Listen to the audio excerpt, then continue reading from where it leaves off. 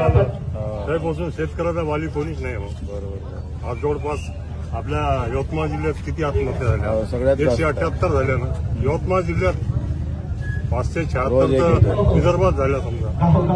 आणि लोक म्हणते की आत्महत्या विनाकारण करतो. मी एक शेतकरी आहे. मी आता वय झालं माझं, शेती करत नाही, पोरं करते, काही पुरत नाही भाऊ.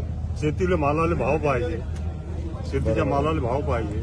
हे काय हो, हे काय देऊन राहिले? त्याच्यासाठी लढाई आहे ना. लोक पीएम किसान योजना आणि राहते, बाहेर येत नाही. काय लोकांनी यायला नाही पाहिजे बाहेर. स्वातंत्र्यापासून शेतकऱ्याचा वाली कोणीच नाही. हे मला शेतकरी जर जगला तर लोकशाही जगल. बच्चू भाऊ तुम्हाला सांगतो, शेतकरी जगला तर लोकशाही जगल, नाही तर लोकशाही खतम होईल या देशात. हे बाबासाहेब आंबेडकरचे वचन आहे. निबंजरी आहे जातीनं. हो बच्चू भाऊ तुम आगे बढ़ो. आता सगळ्या जातीपाती धर्मातल्या पार्टीतल्या लोकांना एकत्र आले पाहिजे. हो ना, यायला पाहिजे. 14 तारखेला पक्षाचं काय, पक्षाचं काय?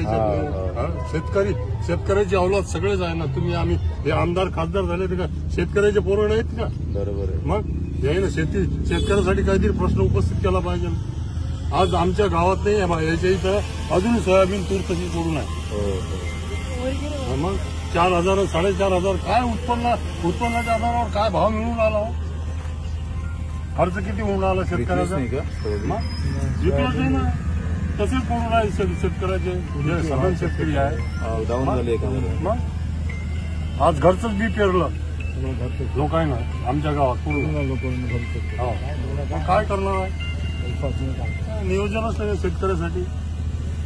तुम्ही एक भाव करा बच्चू, शपथ तुमचा आशीर्वाद राहू. बच्चू भाऊ तुम आगे बढ़ो.